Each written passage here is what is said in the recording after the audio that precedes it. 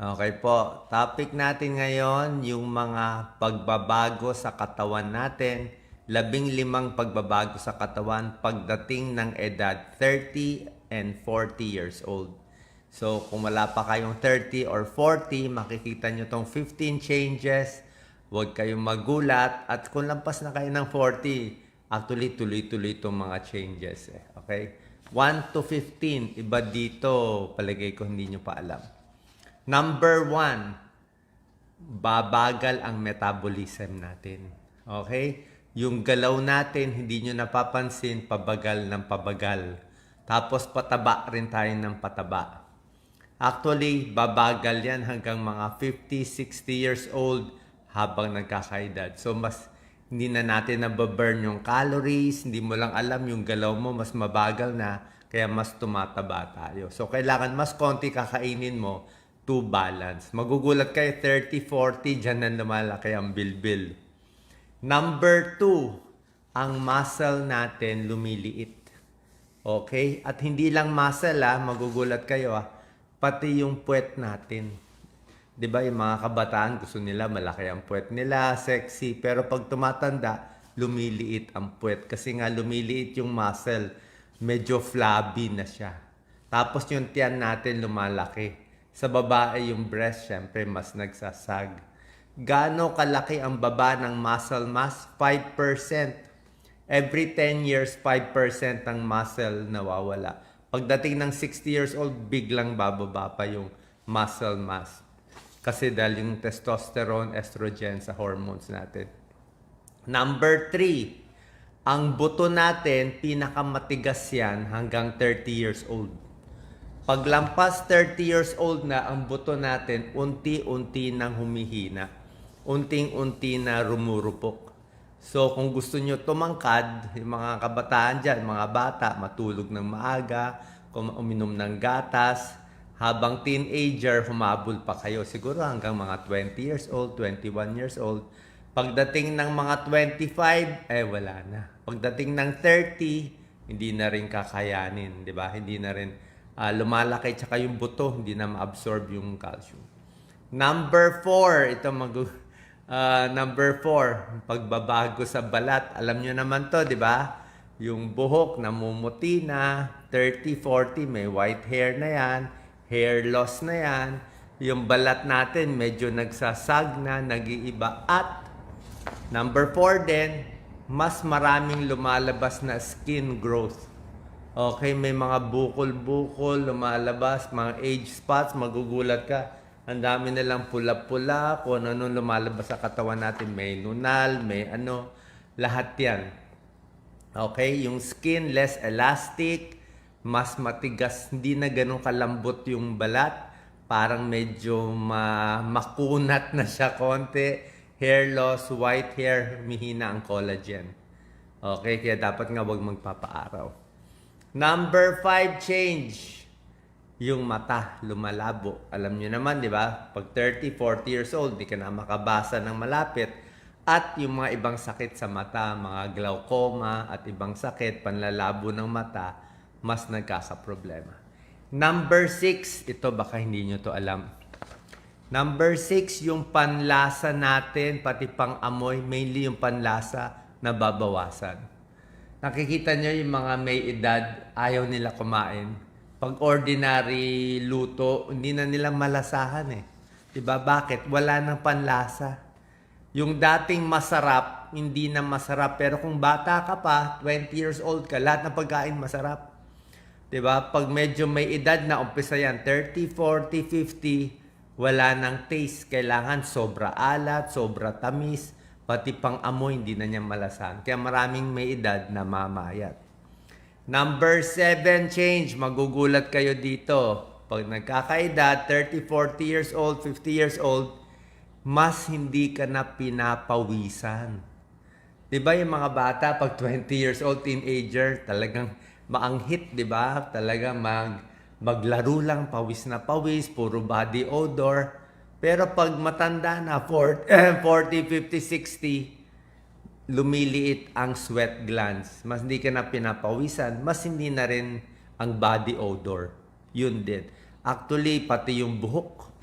Pati yung buhok. Tingnan nyo yung buhok sa paa. Pag bata ka pa, haba naman buhok mo sa paa. 'Di ba? O sa kamay. Tapos pag tumatanda ka na, lalo na kung 40, 50, 60, nawawala na yung mga buhok. Kasama yun. Sa hair loss, sa skin changes, pati sweating, less pawis. Okay? Number 8, pati yung kuko natin. Pag bata ka, ang bilis ng tubo ng kuko natin eh. Tumutubo siya ng 0.123 millimeters per day. Pero pag tumatanda na, 30% slower. Mas hindi ka na nagne-nail cutter kasi nga mabagal na rin yung growth ng kuko. Bakit? Blood circulation. Mas mahina na yung blood circulation, mas barado yung ugat, mas hindi na.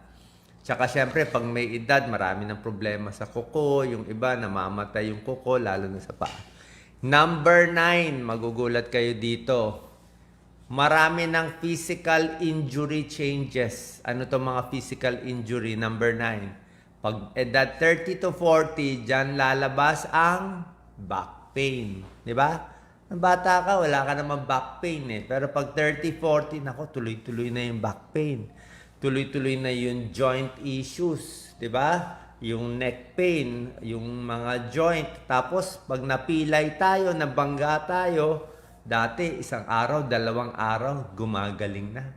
Ngayon, yung pilay natin o yung injury natin, 2 linggo, ayaw pa gumaling. Bakit? Kasama po yun sa pag-edad. Yung injury, mas mahina na yung galaw ng mga cellula natin, mas matagal yung paghilom. Okay? Slower response to physical injury, back issue, and joint issue.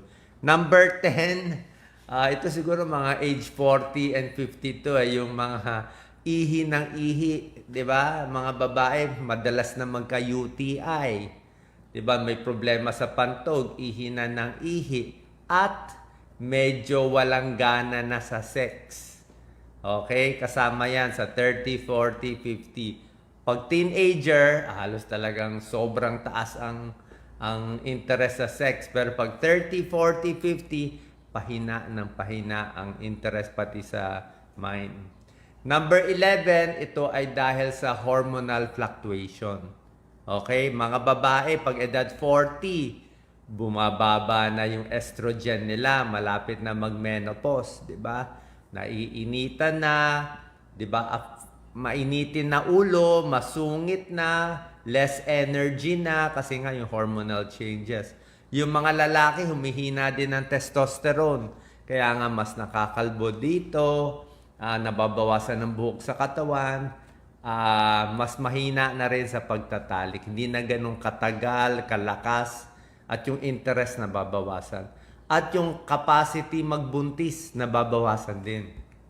So 30 to 40, mas hirap na makabuntis. Pati yung mga semilya ng lalaki, yung itlog ng babae, mas hindi na ganun kalakas. Okay? Number 12, ito magugulat kayo. Mental and emotional changes. Okay? Number 12, memory. Di ba? Mas brain fog na tayo. Mabilis na makalimot, di ba? Pag bata ka, hindi ka makalimot. Pero pag 30, 40, 50, hindi na makaalala, nakakalimutan yung pangalan. Actually, yung utak natin, medyo nababawasan pala ang nerve cells. Okay? Pag age 30 and above, 50,000 neurons nawawala per day. Okay? Nag-a-adapt naman yung katawan natin. Kailangan lagi nag-aaral, lagi ginagamit yung utak. Pero more brain fog, more memory decline pag tumatanda. Lalo na pag senior, papunta na sa, di ba? Mas mahina yung utak. Number 13, ito, actually ito, bago to, shocking to, number 13. Pag tumatanda ka na 30 to 40, may good news din pala. Your personality stabilizes. Medyo mas maganda na yung personality mo. A little dapat mas kalmado ka na konti. Kung dati, anxiety, depressed, dapat pag 30 to 40, kailangan mas less depressed, mas masaya konti. Kasi nga ang mga teenager, 'di ba, very emotional, 'di ba? Isip nila, teenager ako, 20 years old ako, kailangan may papatunayan ako sa mundo, ganito gagawin ko. Pero pag 30 ka na, medyo baka may asawa na, may anak na, mas stable na konti. Okay? Pagdating ng 40, dapat mas kalmado ka na. Kasi kung, ito nga tip ko sa mga may anxiety and depression. Kung teenager ka or edad 20s, ang panic attack ka, nagka-depression ka, feeling mo end of the world, di ba? Ano nangyayari sa akin? Pero, kung kayo ay edad 50 years old na, tapos may panic attack ka pa, may depression ka pa, dapat sabihin mo dyan sa anxiety at panic attack mo, parang umalis ka na, sawa na ako sa'yo, parang 50 times na ako nagpa-panic attack, paulit-ulit naman, wala. Parang boring na yan. Paulit-ulit na lang yung panic attack, hindi naman ako namamatay. So what? Sanay ka na eh. Diba? Sanay ka na sa kakapanik. Ano pa ba ipapanik mo? Edad 50, 60, 70 ka na. So yung mas kalmado ka na. Actually, isip ng ibang tao na pag tumatanda, dapat mas malungkot, diba? Masakit ang katawan. Pero nakita nila sa pag-aaral, yung mental state pala nung getting older, kahit maraming sakit, parang mas masaya sila eh. Mas satisfied nga sila, mas kalmado nga sila eh. Mas stress nga yung kabataan eh. 'Di ba? Pwede sa social media, maraming comparison, pero pag tumatanda, may konting advantage din. Number 14, pagbabago pa ng kakaedad, ito, hindi na makatulog. Okay? Pag bata ka, 9 hours tulog. Pag may edad na, pag nagising ka ng madaling araw, hindi ka na makatulog. Poor sleep. More awakenings, hirap na makatulog. Talaga umiksi ang tulog eh. And number 15, ito, syempre, dadami yung mga chronic diseases. Diyan na maglalabasan, edad 40, yung mga high blood, yung mga cholesterol, kasi nga overweight, diabetes, at syempre, kinakatakot natin, cancer. Kaya nga, yan, ang 15 changes pa ng kakaedad, para malabanan natin to, pilit-pilit pa rin mag-exercise kahit mabagal metabolism, bawasan ang kinakain. Kung ano kinakain mo dati, dapat mas bawas ngayon kasi mas konti na lang ang muscle natin. Pilitin pa rin magpahinga, regular check-up dito sa pakikinig sa video ko, papacheck din sa doktor kasi ito po yung mga pagbabago. Okay? So sana po natuto kayo para makasakay tayo sa mga pagbabago, hindi tayo magpapanik kasi kasama po yan sa pag-edad. Salamat po.